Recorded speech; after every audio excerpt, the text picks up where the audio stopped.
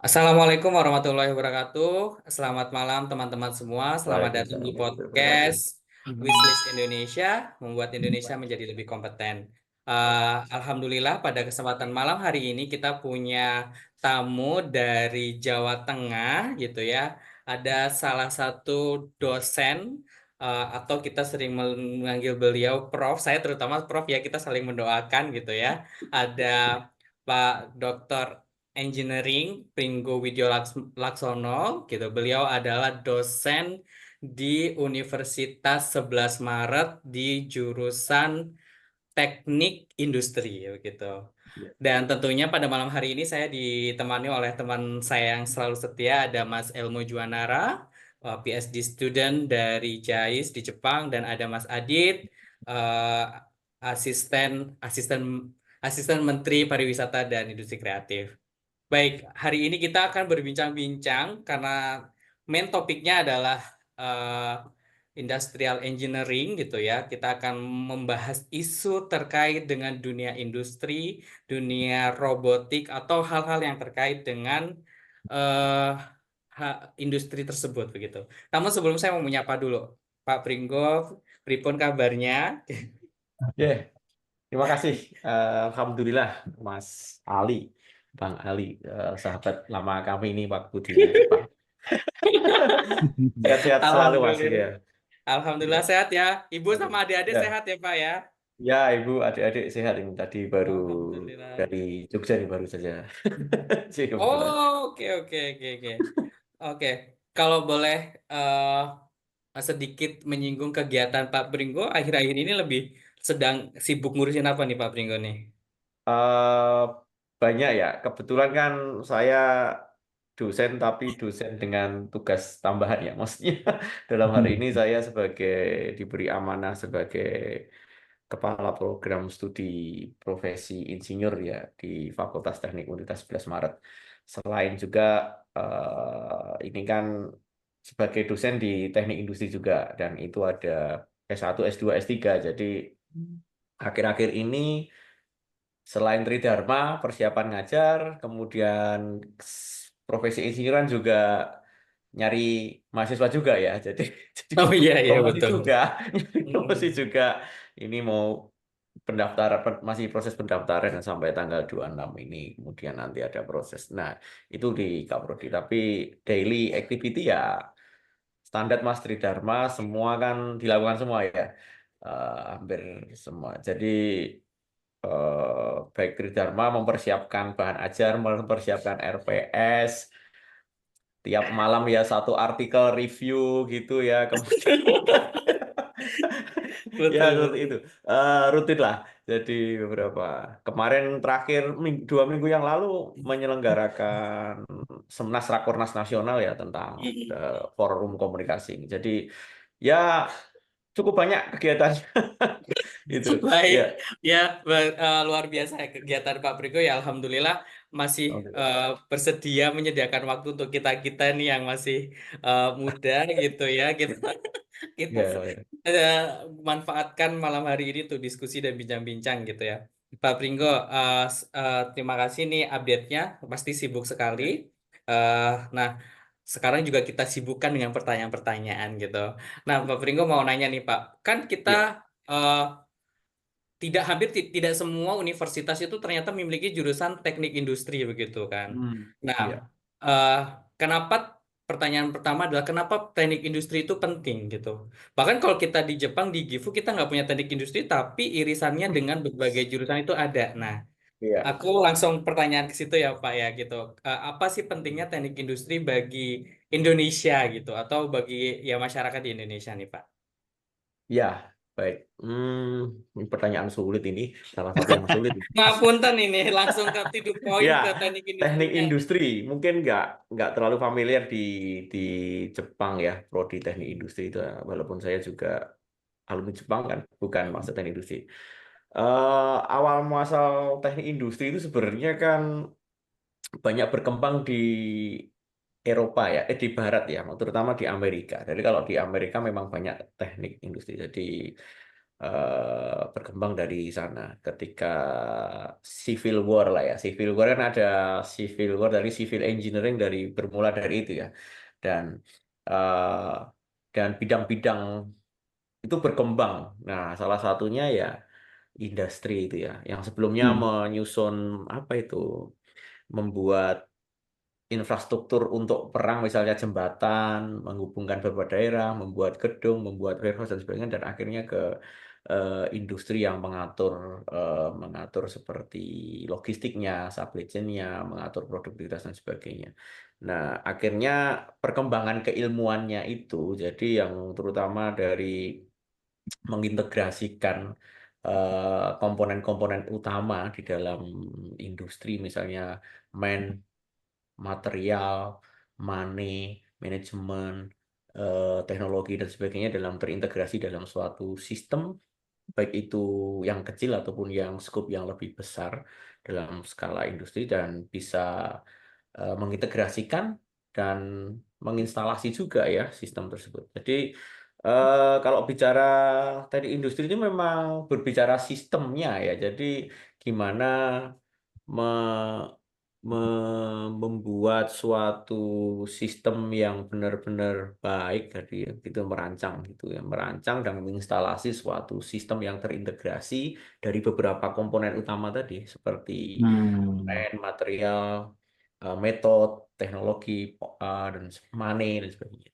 Nah, itu penting. Terus memang kelebihannya orang teknik industri itu yang paham dari ujung sampai akhir ya produksi ya. Jadi Hmm. nggak semua orang engineering itu paham bagian depannya, bagian akhirnya. Kalau orang teknik industri pasti akan paham itu dari marketingnya, dari proses produksinya, quality controlnya, proses manufacturingnya, kemudian proses apalagi sekarang ya dengan adanya industri 4.0 itu peran teknik industri yang punya kemampuan bisnis proses yang bagus yang mengintegrasikan itu tuh menjadi berperan kunci ya. Mungkin seorang informatik engineering atau software engineering yang bisa merancang suatu software yang bagus, atau orang electrical engineer yang bisa merancang IoT yang bagus dan sebagainya. Tapi kalau nggak ada orang industrial engineering yang tahu bisnis proses yang efektif, efisien dalam sistem itu, terutama untuk problem solvingnya, yaitu kok jadi panjang ya jawabannya Mas ya? Seharusnya singkat saja ya Mas ya. Mungkin Nggak apa-apa, kira-kira nggak seperti itu. apa-apa, Pak. Jadi malah jadi panjang terus.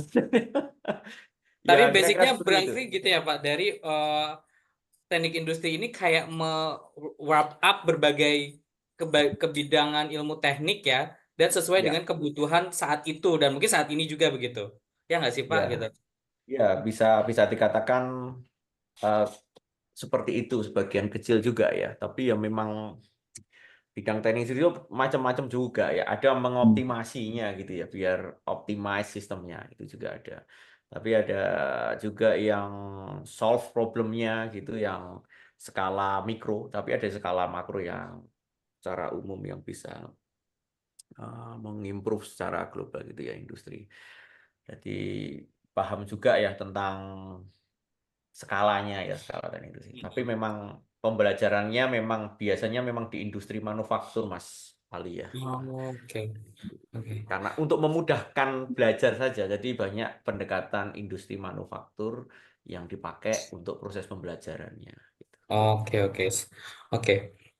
Baik, berarti kan emang ya kalau kita mau menjadikan negara ini berbasis industri ya mungkin ya dari teman-teman dari teknik industri inilah yang bisa sebagai garda terdepannya begitu ya, Pak. Nah, Ya, mungkin ngomongin salah satu lah yang berperan. ya salah satu ini karena kan tadi itu ada optimisasi dari hulu sampai hilir begitu kan walaupun Ya, memang ya, berbagai aspek industri itu memang luas gitu kan. Nah, ngomongin terkait dengan industri Pak di Indonesia nih, pandangan Pak Pringgo, industri kita itu berada di status yang seperti apa nih Pak Pringgo gitu? Apakah kita ini stagnan gitu ataukah kita ketinggalan jauh dengan negara tetangga? Apalagi Pak Pringgo kan kemarin sempat kalau nggak salah berkunjung ke Malaysia gitu kan. Nah, kita mau nih sedikit komparasi atau kita itu punya plusnya bagian ini nih, minusnya bagian ini. Gimana nih Pak Pringgo nih? Oke, baik. Moga-moga bisa memenuhi semua. Jadi kita pernah pernah GDP itu kita itu terdongkrak sampai 21% itu dari industri manufaktur. Pernah itu Hmm. 21% dari industri manufaktur. eh Ya mungkin beberapa tahun terakhir, 10 tahun terakhir, sebelum inilah 10 tahun yang lalu. Hmm. Dan sekarang itu di angka mungkin di angka 15% kalau nggak salah, 15-16%. Dan turunnya nggak terlalu cukup banyak. Dan kalau kita mau melihat ke depan, taruhlah pertumbuhan ekonomi 5%. Kalau mau target 6% atau 7% itu yang paling memungkinkan itu kalau mau mengimprove itu di industri manufaktur ya, Gila. terutama ya. Hmm. Kalau mau jasa dan sebagainya bisa ya. Terutama kita itu punya potensi besar di industri manufaktur itu terutama dengan digulirkannya Menko Perekonomian dengan Indonesia Making 4.0 ya. Itu Hmm. ada beberapa area yang memang perlu yang menjadi fokus ya. Seperti area apa itu F&B ya, food and beverage, Oh elektronika, iya iya iya oh pembagian nah pembagian itu ya. daerah-daerah spesifik ya Pak Ya, ya. gitu. Hmm. Kemudian ada beberapa area yang dikembangkan, misalnya seperti yang tadi Morowali dan sebagainya. Tergantung. Misalnya di daerah Solo, Jawa Tengah itu mulai ke ada deindustrialisasi dari pusat kota, misalnya industri di Jakarta pindah ke Jawa Tengah, terutama khususnya di industri tekstil dan produk tekstil misalnya. Kemudian ada Hmm. beberapa area untuk pengembangan seperti industri pertambangan di area mana, dan itu mulai terjadi apa itu klasterisasi industri itu ya. Itu salah satu potensi kita yang kita mempunyai apa itu sumber daya resource natural yang cukup bagus dan juga resource sumber daya manusia. Nah, bedanya memang kalau dengan Malaysia kita masih kalah lah ya untuk sumber daya manusia Hmm. yang resource terpenuhi. Jadi ada beberapa investasi yang malah lari ke Malaysia, taruhlah seperti itu yang karena Hmm. secara umum mereka lebih cepat mendapatkan sumber daya manusia yang baik, yang engineer-engineer yang lebih sumber daya yang kompeten lah ya untuk kebutuhan industri mereka. Walaupun kita sebenarnya juga nggak kalah juga ya seperti itu. Nah, ada beberapa penurunan yang dari 21% ke sekitar 15-16% itu banyak hal ya. Salah satunya memang infrastruktur kita itu ketinggalan ya, infrastruktur. Kedua, sumber daya kita. Dan supply chain kita itu ongkosnya mahal sekali ternyata. Jadi dari hulu sampai hilir, dari untuk mendapatkan raw material yang bagus dan sebagainya itu tidak supply chain kita itu belum terintegrasi tuh, eh, belum bagus gitu ya. Dan itu juga infrastruktur tadi tidak mensupport. Dan kebijakan juga ini penting sekali. Jadi banyak banyak industri yang akhirnya larinya ke Singapura atau ke Malaysia karena hal-hal yang mungkin kita itu gimana ya, misalnya perusahaan beli spare part gitu ya, beli spare part dari luar negeri, kemudian mandek di bea cukai lah misalnya. Bea cukai kan karena belum nggak lama, lama kelamaan gitu, akhirnya nggak jalan misalnya itu. Nah itu Betul betul costnya betul. tinggi sekali.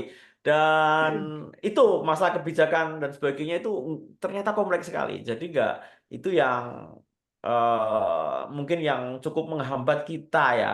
Sekalian kita tempat kita kan terpisah-pisah ya, maksudnya kepulauan, Iya archipelago betul. gitu ya. Dan itu selain juga challenging ya, tapi ya juga itu berat kita. Beda dengan industri yang sekarang sangat maju luar biasa itu Vietnam ya. Vietnam itu benar-benar industri aparel dan sebagainya itu maju terus dan sebagainya. Nah itu tantangannya kita ke depannya sebenarnya.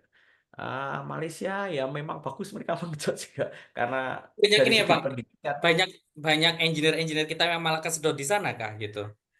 Ya, beberapa memang akhirnya banyak karena engineer kita itu juga punya kompeten yang baik dan mereka memilih ya ada juga yang lari ke sana, tapi ada Mm-mm. juga yang tetap di Indonesia juga.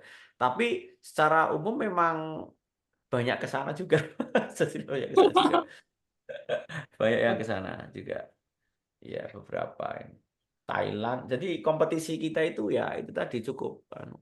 Terutama tadi kebijakan pemerintah, regulasi, supply chain kita, kemudian infrastruktur kita. Infrastruktur kita itu untung saja pembangunan terakhir 10 tahun dari pemerintahan ini itu sangat membantu sekali ya. Ya, Entah itu setuju setuju harus ya. kita akui Hmm. interkoneksi antar daerah sangat membantu sekali. Kita itu sebenarnya ketinggalan infrastruktur cukup jauh sekali dan terpangkas lumayan oleh pembangunan 10 tahun terakhir ini. Dan itu lumayan. Dan transformasi juga ya, transformasi pendidikan insinyur yang kita jalankan juga di profesi insinyur ya. Kita itu punya sekitar mungkin 70.000 insinyur, Mas, yang masuk ke register ya kurang Database lebih ya. ya 70.000 Hmm. yang terregister di Persatuan Insinyur Indonesia ya. Dan itu terbagi dari yang Pratama, Madya Hmm, iya sampai iya iya itu. Utama ya. Ya itu register paling kalau yang Pratama, Madya, Utama itu ya mungkin nggak sampai 10.000 itu yang Hmm. benar-benar insinyur yang kompeten lah ya, terregister pada surat tangga register insinyur ya. Nah, itu yang catatan kita. Ini kita masih mentransformasi transformasi profesi insinyur kita dengan adanya Undang-Undang Nomor 11 Tahun 2014 ya tentang keinsinyuran. Nah, itu memang jadi PR kita, jadi PR kita bersama untuk mengembangkan kompetensi profesionalisme insinyur kita. Dan ada harapan yang bagus lah dengan adanya undang-undang tersebut ya. Iya, baik. Ya tadi itu ya tantangan dan potensi ya.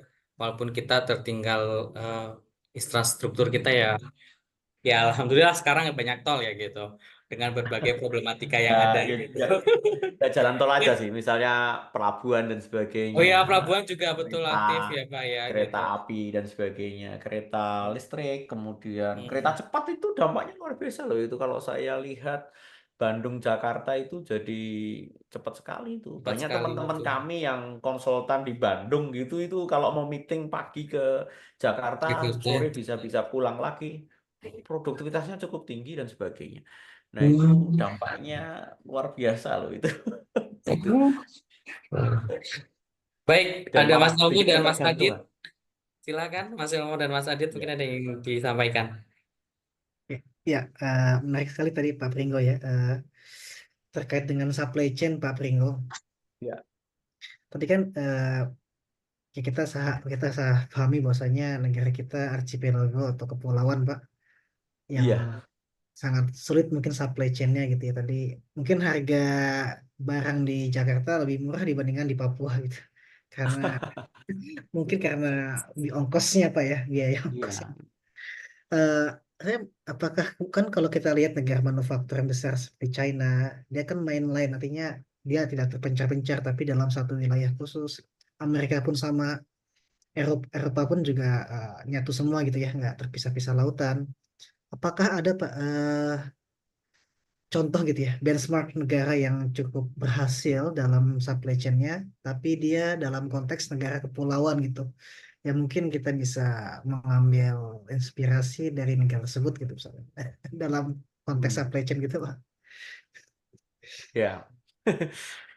Negara kepulauan itu nggak banyak juga ya yang industri gitu ya. Jadi eh, mungkin Jepang itu termasuk kepulauan juga ya, walaupun ada kecil-kecil, tapi nggak terlalu banyak. Tapi nggak saya lihat mana ya. Masih nggak banyak sekali ya. Tidak banyak mungkin tidak banyak yang negara kepulauan yang supply chain.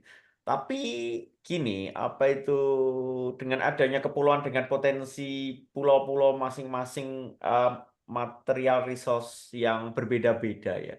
Misalnya di Sulawesi mungkin ada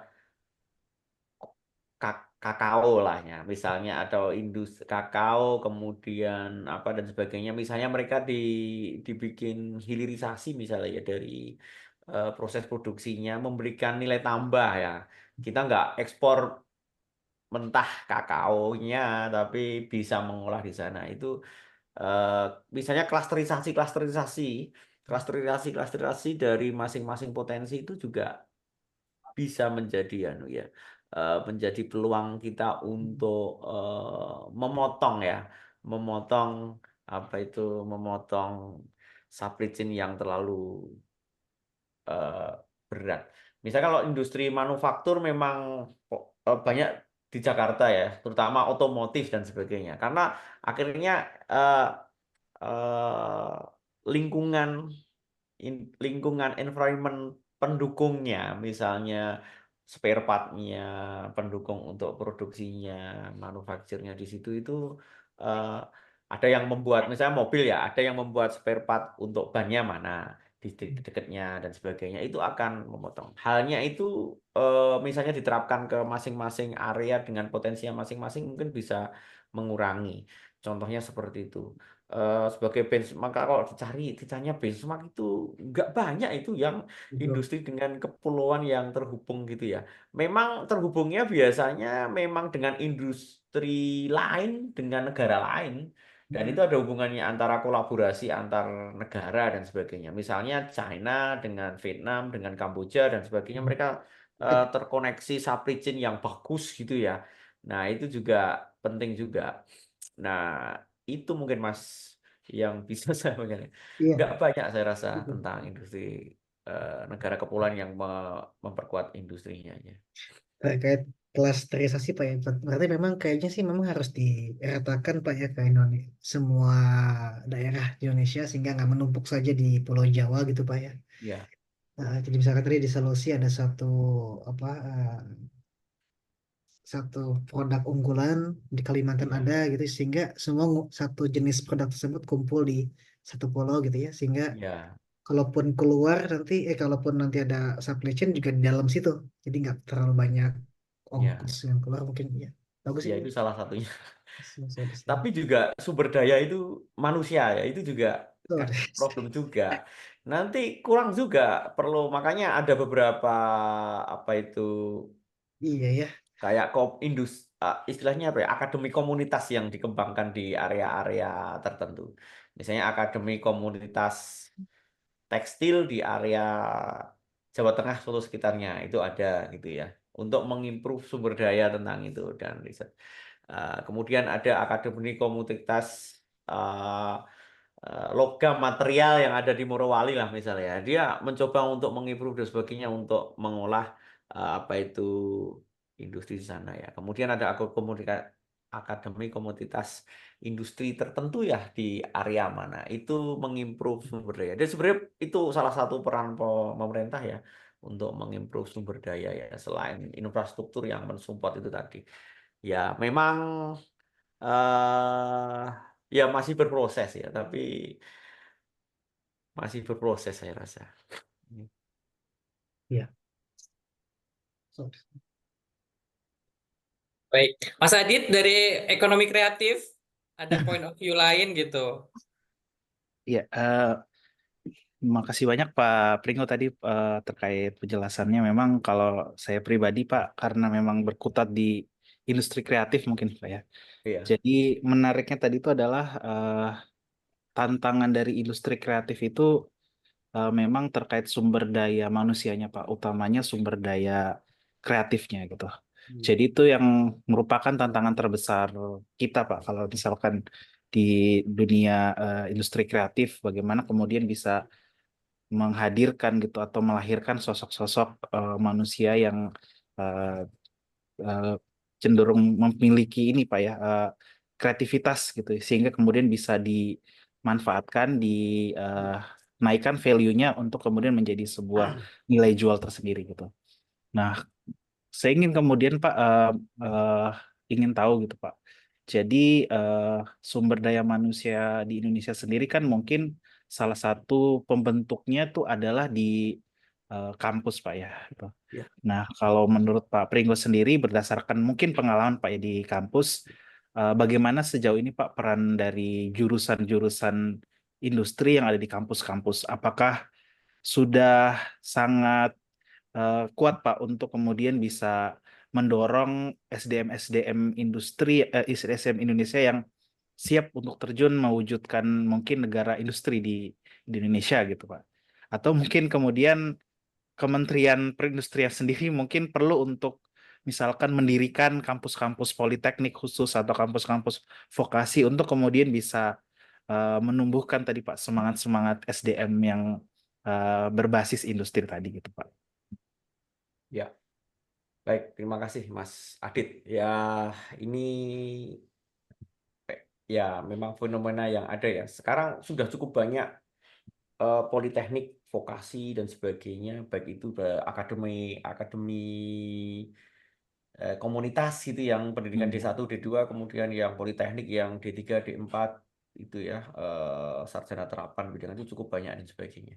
Yang itu menjadi sumber daya, pensupport sumber daya manusia ya untuk industri ya. Nah, untuk berkenaan dengan fenomena yang ada saat ini ya di industri-industri di Indonesia itu memang terutama di kreativitas, mereka itu saya lihat itu riset R&D-nya ya. R&D dan cukup lemah saya rasa. Saya nggak tahu ada biaya penelitian dan sebagainya yang masih kurang improvement dan sebagainya. Dan link and match sambung suai antara apa itu industri dengan kampus itu juga belum terlalu semut juga ya. Saya kurang tahu selama ini memang atau mungkin karena kampus saya di Solo ya, kurang dekat dengan industri-industri misalnya di Jakarta dan sebagainya ya atau di tempat-tempat industri itu eh, link and match-nya itu masih belum maksimal gitu ya. Dan kami juga mencoba melakukan improvement dengan perbaikan kurikulum, kemudian kita juga punya advisory board dari industri dan sebagainya untuk memberikan masukan ke kurikulum kita juga, dan untuk kesiapan itu juga penting. Jadi mungkin salah satu pemerintah juga mencanangkan BKM ya yang bagus saya rasa. Yang membuat antara industri dengan kampus itu semakin dekat, dan Betul, betul. beberapa R&D lah yang biasanya kami itu kurang terlalu terlibatkan akhir-akhir ini mulai sering terlibat dengan industri. Nah itu misalnya biaya R&D-nya dari industri itu misalnya mensupport riset di kampus itu akan luar biasa saya rasa. Jadi industri fokus untuk memproduksi dan sebagainya, R&D itu ada kontribusi dari apa itu dunia kampus ya. Nah, itu mungkin bisa menambah itu dalam hal untuk inovasi teknologi dan industrinya ya. Karena kalau nggak ada penelitian dan pengembangan atau riset and development itu yang merupakan landasan dari inovasi, itu untuk kemajuan industri ya. Kalau nggak ada itu susah untuk bersaing misalnya ya dengan industri global. Jadi untuk meningkatkan produktivitas, melakukan efisiensi dan meningkatkan daya saing industri ya perlu inovasi teknologi ya di bidang industri ya, dan itu lewat research and development. Dan dari itu pun juga meningkatkan kualitas pendidikan dari riset. Jadi kita dengan adanya research and development dari industri, kemudian kita akan masukkan ke dunia kualitas pendidikan. Kita masukkan untuk pembelajaran, pengenalan. Taruhlah seperti kami ada kerjasama dengan Astra, dengan Toyota Production System, dia mengenalkan tentang Toyota Way itu dari Production System. Jadi ketika alumni kami ketika masuk ke Astra Internasional, mindset Toyota Way-nya Toyota Production System itu sudah terinstall itu. Jadi nggak perlu di training lagi untuk yang Toyota Production System itu. Nah, itu beberapa hal yang bisa dipakai kerjasama kolaborasi antara industri dengan dunia pendidikan. Jadi ini juga otokritik ke dunia pendidikan juga ya. Jangan asal ngajar kurikulum sesuai dengan settingan mereka sendiri ya. Perlu mendengarkan kebutuhan, problem ada yang di industri itu seperti apa, dan perlu dilakukan sambung suai atau link and match antara dunia industri dengan dunia pendidikan. Kalau saat ini sih sudah banyak universitas yang mencoba untuk catch up lah ya, catch up dengan prodi-prodi baru, dengan kurikulum-kurikulum baru yang mungkin catch up 5 atau 10 tahun ke depan. Kurikulum kan paling nggak harus ke depannya, bukan standar terus-terusan kayak gitu. Nah, mungkin seperti itu ya Mas Adit yang bisa saya saya lihat sampai saat ini. Menarik, menarik, menarik sekali Pak penyampaiannya gitu. Mungkin kami kan kemarin juga dari Mas Ali Pak ngirimin CV Pak Pringgo nih gitu. Iya, Kebetulan juga saya ngelihat beberapa penelitian Pak Pringgo lumayan Pak, lumayan banyak banget gitu Pak. lumayan. Lumayan, mah itu mah banyak. Iya. Nah, kalau boleh tahu Pak ya, maksudnya selama melakukan penelitian kan tentu saja tidak hanya di Indonesia Pak ya, Ya, ada yang kemudian dilakukan di luar negeri gitu. ya.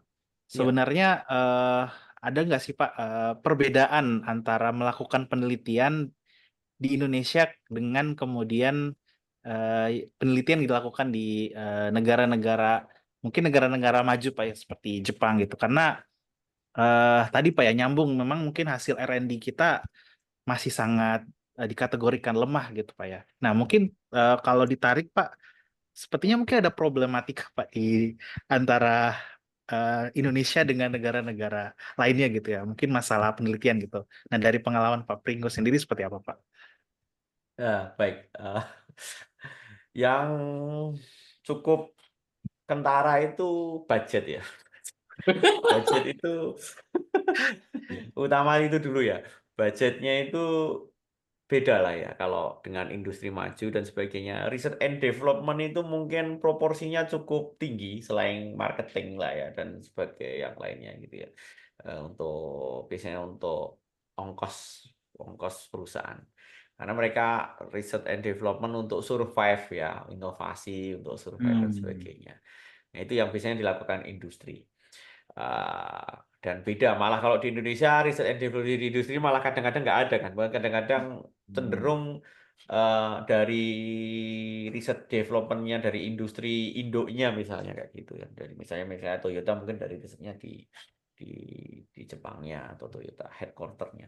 Kalau dari skala lab ya, skala lab misalnya skala lab di Jepang sama di Indonesia memang yang membuat agak berbeda memang fasilitas ya. Fasilitas memang beda. Alat kita dimudahkan kalau kita di negara-negara maju dimudahkan untuk mendapatkan resources untuk kepentingan riset itu dan cepat. Dan mendapatkan riset yang alat-alat yang cepat dan tersedia cepat itu memungkinkan kita melakukan riset dengan cepat juga kan. Beda kalau kita di Indonesia yang misalnya mau riset IoT aja lah ya, IoT, Internet of Things, kita mendapatkan sensor ataupun mendapatkan beberapa part-part komponen lah ya, itu memang membutuhkan waktu dan sebagainya, itu pun consuming time juga dan sebagainya. Itu mungkin kedua. Jadi ada budget, kemudian ada juga ketersediaan dan sebagainya ya, riset-riset kan dan tentunya alat-alat infrastruktur yang lainnya ya, bandwidth dan sebagainya. Misalnya riset IoT ya, teknologi kita di 4G, 5G dan sebagainya itu konektivitasnya ter apa itu terpenuhi enggak. Kemudian juga ya, kebijakan pemerintah itu juga penting juga ya. Jadi ketika riset menggunakan dana-dana dari pemerintah, APBN atau universitas dan sebagainya itu ya mungkin sepengalaman saya itu yang memberatkan itu bukan risetnya kadang-kadang, malah SPJ-nya kadang-kadang yang memberatkan itu kadang-kadang. Benar, benar, benar, benar. Itu ini curhatan saya lah ya. Saya beda kalau Aku mau dengan curhat di udah luar. diwakili ya, Pak. Gitu ya. Kalau saya lihat yang di luar itu kelihatannya SPJ di sana kelihatannya oke-oke saja gitu di luar Iya. negeri. Jadi ambil-ambil kelihatannya enggak. Kalau di sini kok kelihatannya Dicurigai. apa ya? eh, yang melakukan monef Ya, konten risetnya itu enggak segala yang melakukan monef administrasinya. Apa sih itu? iya, ya. Gitu. Wah, ini mungkin agak gimana gitu, tapi ya mungkin sampai kayak itu yang menurut saya jadi kendala. Kebijakan pemerintah terutama kalau riset misalnya ya kita engineering mulai harus memperhatikan regulasi juga ya. Jadi kita untuk kita biar survive dan sebagainya, peran peran para insinyur yang tahu tentang regulasi, membuat undang-undang dan sebagainya ini perlu ditingkatkan. Kalau itu banyak orang di DPR yang dari engineer gitu ya, biar tahu tentang kebijakan-kebijakan yang berhubungan dengan teknologi-teknologi terkini ya. Jadi jangan sampai nggak ada kebijakan malah menghambat pengembangan teknologinya. Karena Hmm. berkembang dulu teknologinya yang hasil riset dan sebagainya, kebijakannya belum ada. Ini nggak bisa diterapkan, misalnya kayak gitu. Wah itu eh, luar biasa malah menghambat ya. Jadi kepastian hukum dan mengembangkan bisnisnya itu juga perlu dikasih harapan ya. Jadi perlu payung hukum juga ya dalam penelitian dan pengembangan industri bagi pelaku industri maupun pelaku penelitian termasuk para engineering ya. Mungkin mungkin itu ya Mas ya. Mungkin Hmm. agak jawaban saya agak aneh ya Mas ya. Bagus Pak. Eh, Pengalaman berarti ini Pak ya, maksudnya Jepang mungkin Pak. Pengalaman selain di Jepang mungkin ada lagi nggak Pak? Maksudnya negara-negara mungkin yang pernah diikuti untuk melakukan penelitian tadi Pak. Yang Ya, saat ini masih Jepang. Kemudian ada Malaysia ya, ada teman dari Malaysia juga, hmm, tapi riset ya. Eh, Kami konsorsium dengan Malaysia sering melakukan riset dan sebagainya. Ya, kalau riset keilmuan dan sebagainya kita masih bisa bersaing lah Mas. Misalnya hmm, penerapan revolusi industri 4.0 IoT dengan penggunaan IoT, penggunaan apa itu teknologi-teknologi seperti Internet of Things, Big Data, Cloud Computing, AI, kemudian mobility, robotik, virtual and augmented reality, kemudian penggunaan 3D printing dan sebagainya itu kita hmm, masih bisa lah ya masih bisa bersaing lah dengan itu. Mereka itu kan backbone-nya revolusi industri dan kita bisa. Transformasi digital, digitalisasi itu menjadi krusial saat ini. Eh, dan peran dari engineer sangat dibutuhkan jadi mudahkan itu.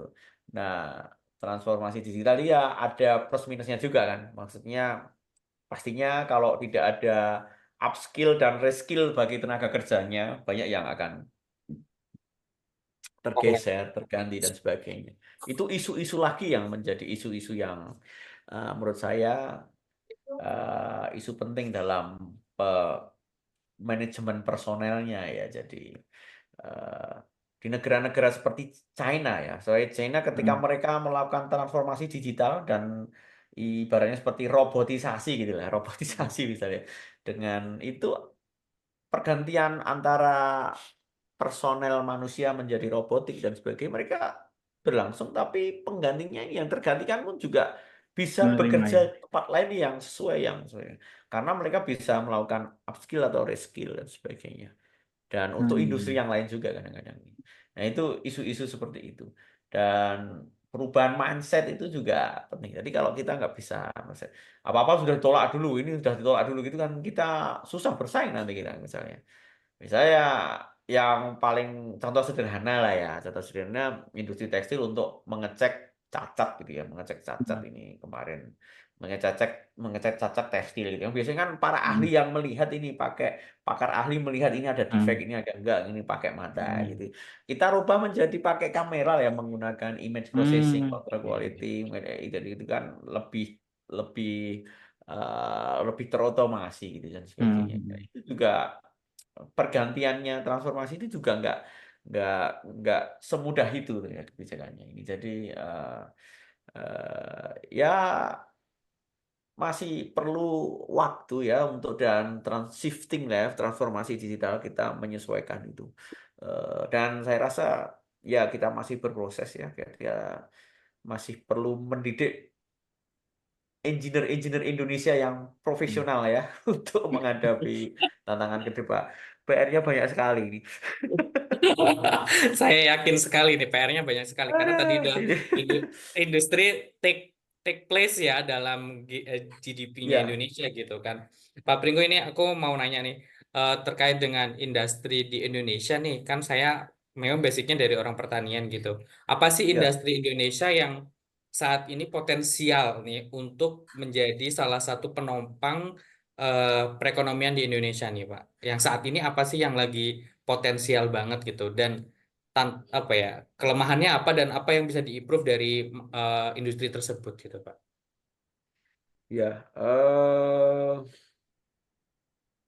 Ya, beberapa industri yang mungkin cukup potensial ya. Kalau saya lihat memang fokus kita pemerintah itu ada beberapa bidang area ya. Kalau nggak pertama itu food and beverage ya, food and Hmm, beverage, industri makanan dan bukan minuman ya. minuman ya. Kemudian tekstil dan produk tekstil. Hmm. Kemudian ada juga elektronik. Kemudian ada kimia, kemudian ada juga otomotif. Nah, itu 5 utama yang menjadi bahan. Selain itu yang manufaktur ya. Selain Hmm. itu ada industri migas yang luar biasa. Misalnya industri oil and gas and minerals itu juga menjadi penopang lumayan cukup banyak ya. Dan kita sudah mulai ke situ ya, walaupun ada beberapa isu-isu kemarin yang sering dimunculkan. Tapi itu berproses ya. Jadi transfer teknologi dari eh, tempat lain itu bukan isu yang berapa ya. Transfer teknologi itu luar biasa. Kita dulu para engineer kita itu nyantrik lah ya ibaratnya. Dulu nyantrik ke BP, nyantrik ke Total, nyantrik nyantrik itu ikut lah ya. Jadi ya ikut dulu lah Belajar ikut nyantrik gitu. belajar gitu jadi pegawainya orang British Petroleum, Unokal, Total, ke mobil oil, Caltex dan sebagainya. Tapi kalau saya lihat sekarang mereka sudah jago-jago semua nih. Mereka masuk Pertamina semua, mereka bisa dan sekarang mereka eh, bisa ngambil minyak di negara-negara Afrika, di ini dan sebagainya. Itu salah satu transfer teknologi dan itu juga akan berlangsung juga di industri mineral yang lain ya. Semoga itu bisa berlangsung dengan baik. Nah, cuman ya itu tadi.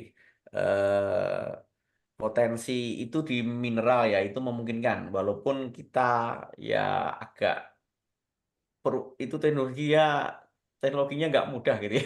Teknologinya nggak mudah. Yang industri manufaktur tadi lebih bisa dikatakan lebih terukur, kita bisa bisa mengimprove ya. Jadi dengan adanya Making Indonesia 4.0 dengan fokus di 5 bidang itu tadi, dengan teknologi-teknologi backbone-nya yang tadi saya sampaikan seperti IoT, robotik, kemudian artificial intelligence, AR, VR, kemudian ada juga big data, cloud computing, dan sebagainya sebagai backbone tadi, itu memungkinkan kita melakukan apa itu ya eh improvement yang luar biasa ya dengan adanya apa itu Making for Indonesia 4.0 tadi, sehingga eh, dengan adanya digitalisasi lah dulu lah misalnya dan sebagainya itu akan meningkatkan improvement. Sebagai contoh beberapa produksi tekstil dan tekstil dan produk tekstil lah, contohnya aparel lah, produksi Hmm. aparel. Taruhlah salah satu produk Jepang yang cukup terkenal lah, Uniqlo. Itu kan ada beberapa yang di manufaktur di Indonesia atau manufaktur di Vietnam atau di Cina. Mereka itu orang-orang di Jepang itu tiap 4 season gitu kan sudah bisa memonitor dari mereka sana sendiri. Lah ini kok truknya masih di sini kok belum sampai ke pelabuhan, harusnya sudah kirim ini padahal mau musim semi loh ini, misalnya kayak Hmm. gitu. Loh, ini kok line produksinya kok belum mulai, kok materialnya belum datang, itu mereka sudah tahu itu karena apa? Online monitoring, real time system, IoT itu mereka sudah bisa memonitor dari jarak jauh dan sebagainya. Nah, itu hal yang luar biasa untuk saat ini. Jadi eh kita kalau nggak belajar, tidak mempersiapkan resource kita, tidak mempersiapkan infrastruktur kita, tidak bisa mempersiapkan sumber daya manusia yang terampil di bidang itu, wah repot juga nanti. Nah ini kalau kamu nggak bisa membuat industri manufakturmu online monitoring real time gitu ya, saya nggak mau dong investasi di tempat kamu, misalnya kayak gitu. Nah, Betul. itu ya itu challenging-nya ke depannya itu. Jadi potensinya ada di 5 tadi saat ini mungkin yang jadi dari pemerintah ya. Terutama untuk making Indonesia 4.0. Selain itu di investasi di mineral ya, mineral batu-batu. Karena kita tergantung banget ya beberapa produk misalnya kayak oil and gas minyak ini itu Iya, mungkin tergantung dari batu luar. bara, minyak mentah ya. Ya, itu tergantung kan. Kalau kita nggak bisa ngimbangi ngekspor nilai tambah yang lebih, kita eh apa itu neraca neraca belanja kita nggak seimbang itu antara impor dan ekspor itu Dan ya. ekspornya. Ya, jadi kalau kita bisa memproduksi punya nilai tambah dengan harga yang lebih tinggi, terutama di industri manufaktur ya, ataupun di industri oil and gas minyak tadi ya, dan mineral tadi kita luar biasa. Ya, mungkin itu Mas. Baik. Ah, aku nyela lagi. Pak Pringgo kan tadi kayak tadi contoh pentingnya industri yang sudah mengaplikasikan berbagai sistem ya, big data, AI atau robotik atau online monitoring gitu kan. Nah, dan tadi juga sempat disinggung bahwa gimana orang asing mau menginvestasikan dananya ke Indonesia, sedangkan mereka sendiri mungkin kesulitan untuk online monitoring. Nah, sejauh yang Pak Pringgo tahu nih, sudah sejauh mana industri kita mengadaptasi hal-hal tersebut nih, gitu. Apakah emang masih kita itu udah benar-benar industri yang eh, revolusi 4.0 atau kita masih ternyata kita masih di 2.0 atau bahkan 3.0 belum sampai ke 4.0 gitu.